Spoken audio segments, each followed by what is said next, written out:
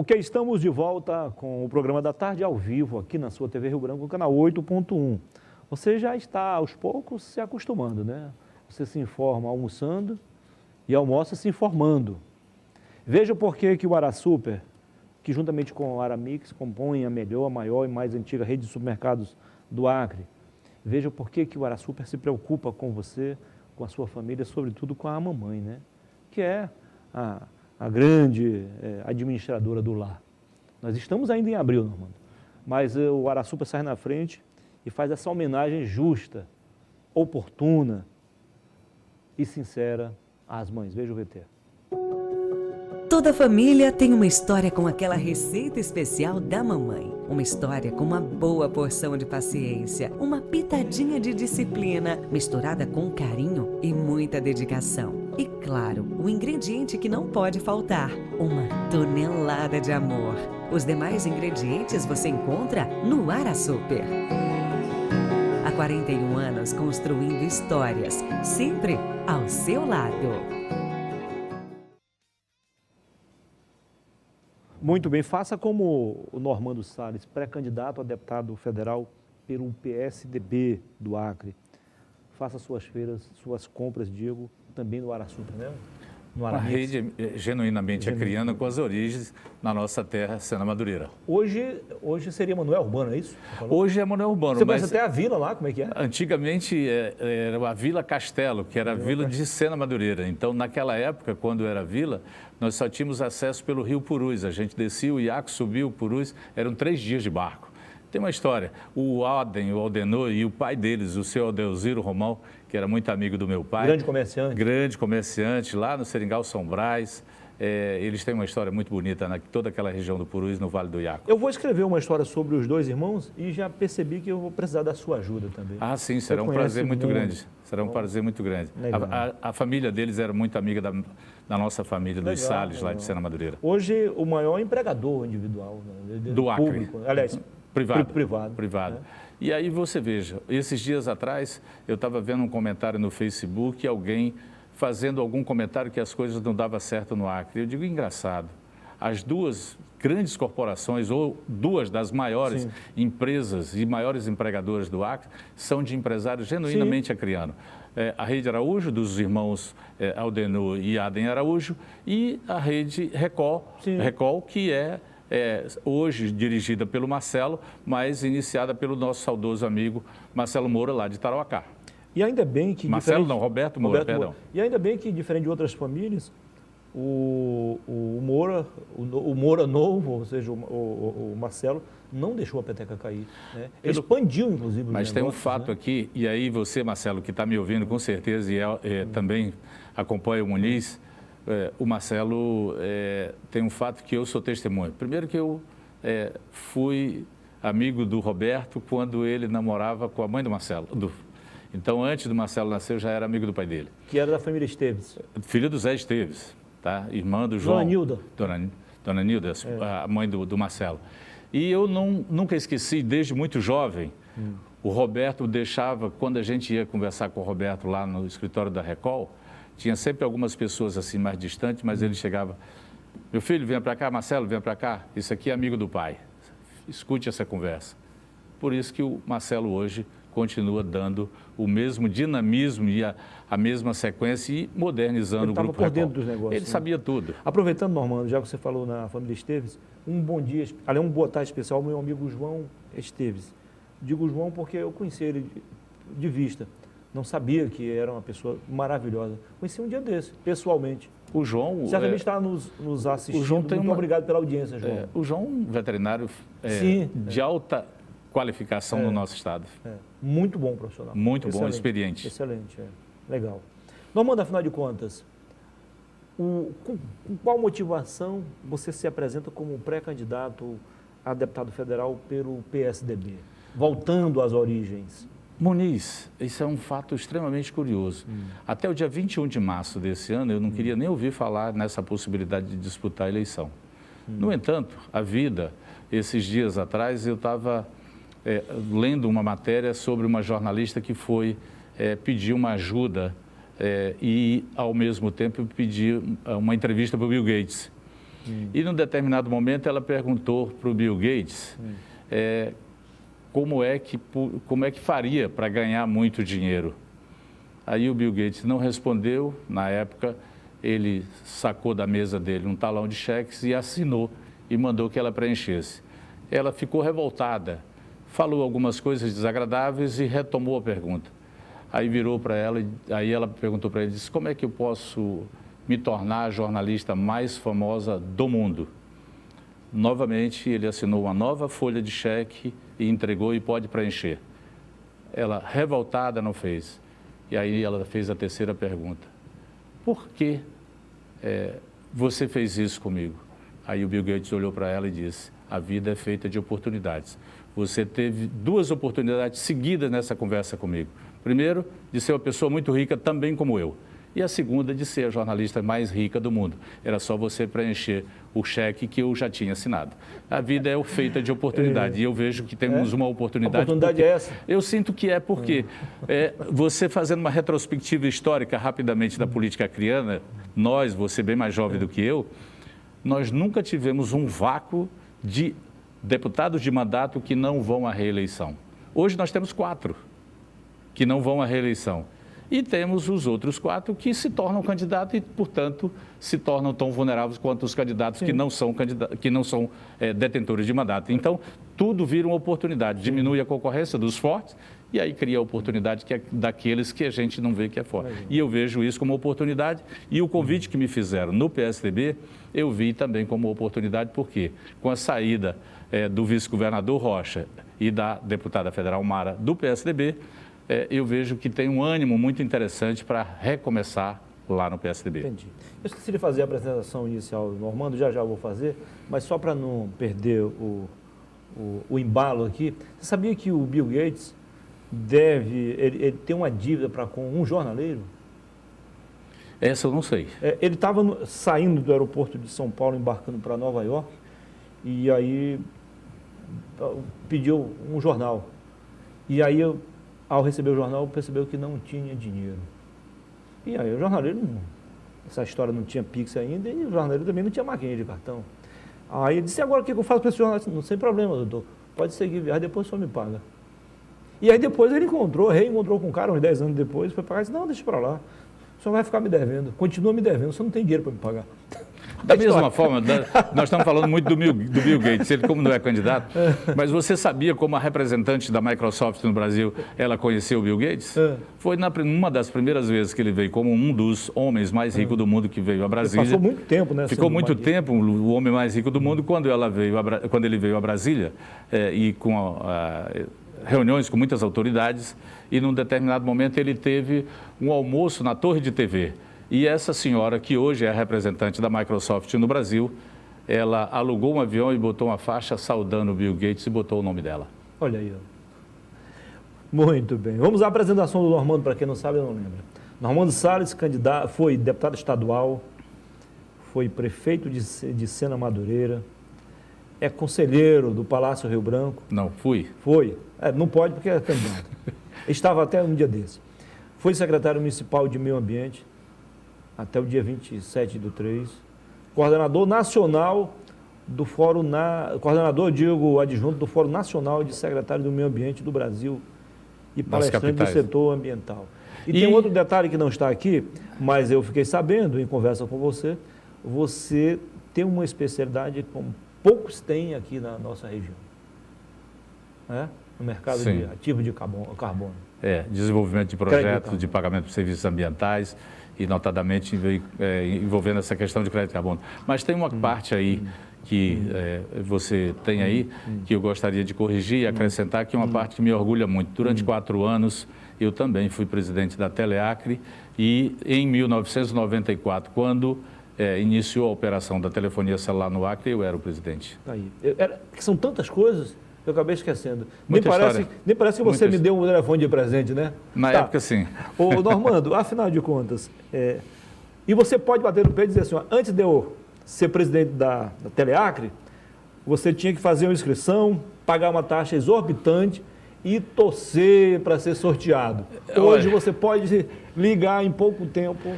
Olha, estará com o serviço funcionando, né? Quando, Lembra desse tempo? lembro, claro. Quando, assim, eu lembro que era quem conseguiu o telefone. Primeiro nós comercializamos 1.000 números. Na segunda etapa, mais 2.000 números. Na terceira etapa, mais 5.000 números. E aí depois deflagrou. Filas e mais filas ali. Mas o importante não era isso. Era que naquele tempo, quando a gente assumiu a Teleacre, a telefonia, nós tínhamos só o prefixo 224 aqui. E depois a gente ampliou a 221, 220, 229, enfim, um número, e todas elas digitalizadas. E você está falando de telefone fixo. Celular, você tinha que pagar R$400 a linha. Não era R$400.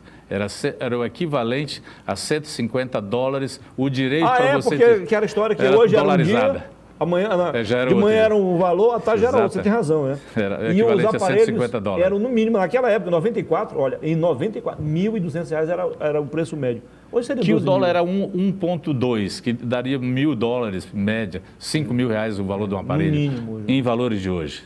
Não é? Não era Olha nada como é fácil. que dinamizou. E aí, Muniz... E que mais? Quem recebia pagava a ligação. É brincadeira, né? Tem umas coisas que é história, né? É para você não distribuir para muita gente, né? Sim, mas hoje, você veja como é que são as coisas.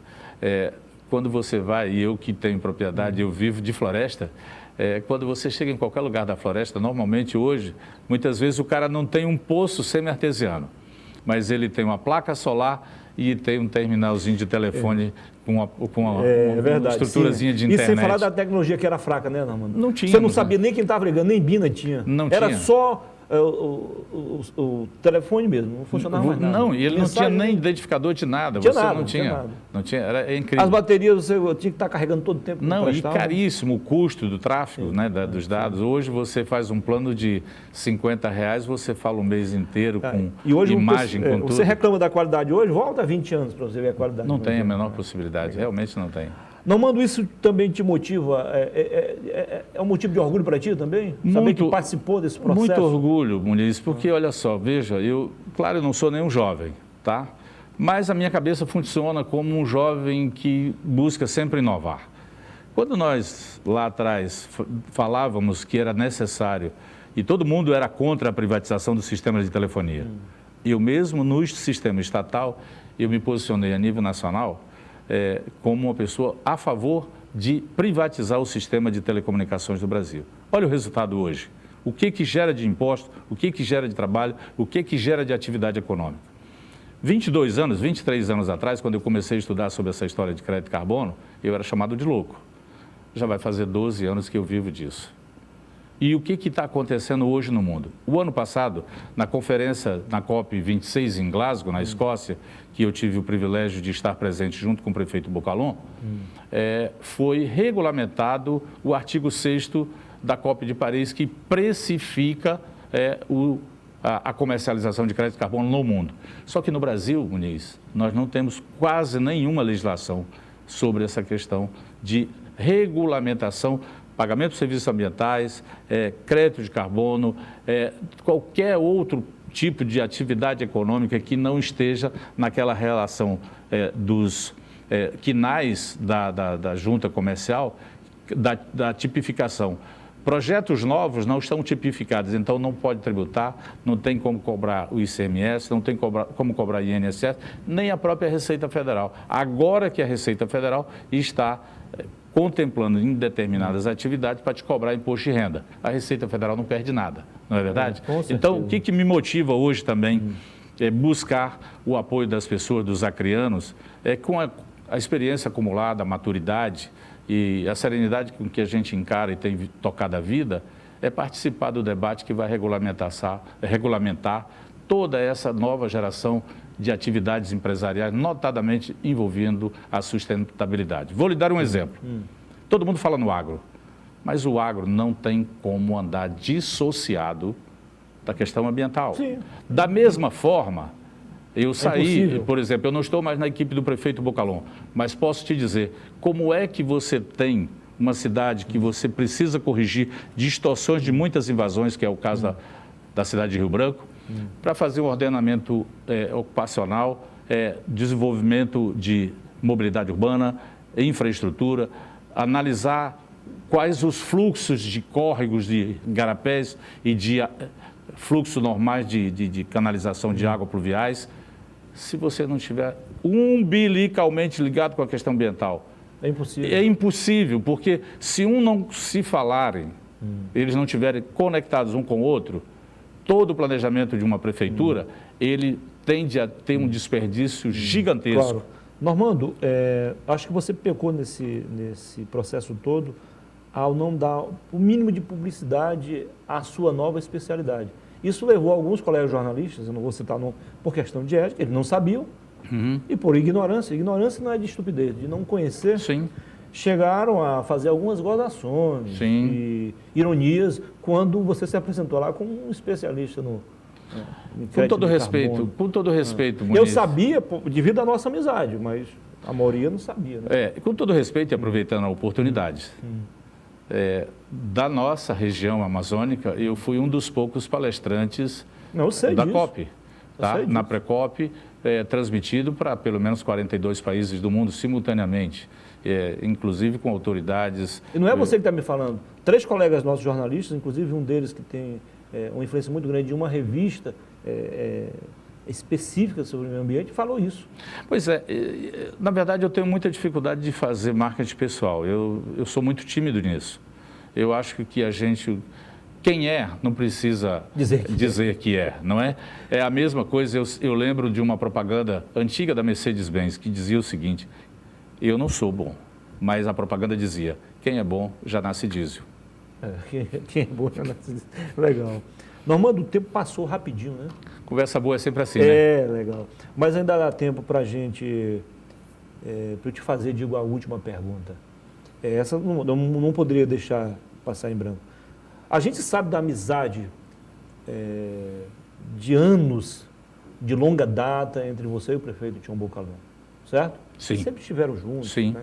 Lutaram juntos, sonharam juntos. Sonhamos juntos, sofremos juntos. Isso.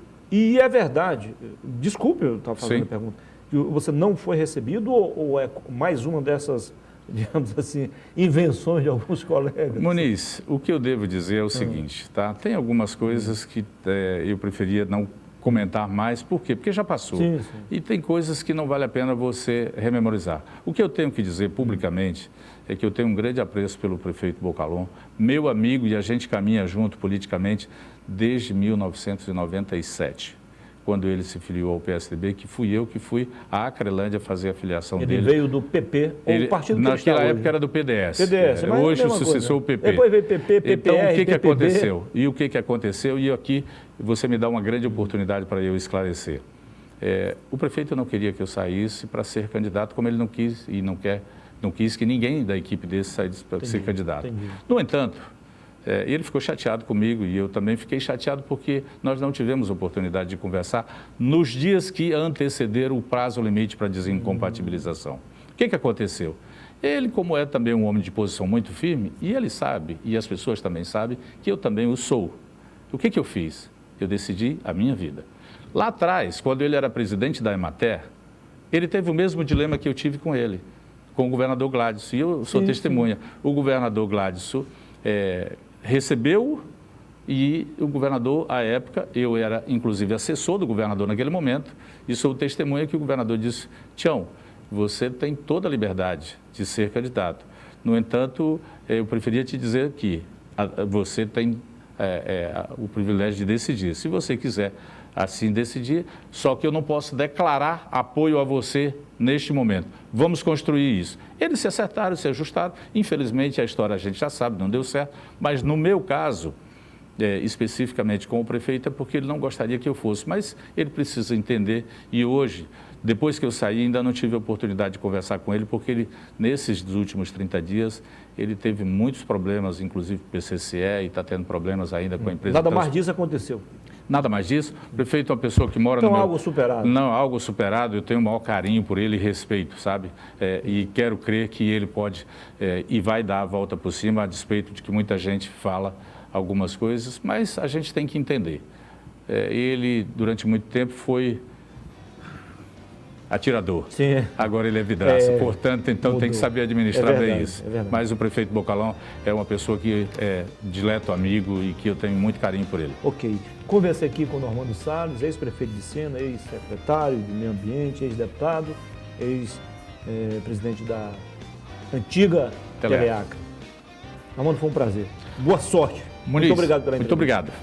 Sucesso para você, tá? Eu que agradeço.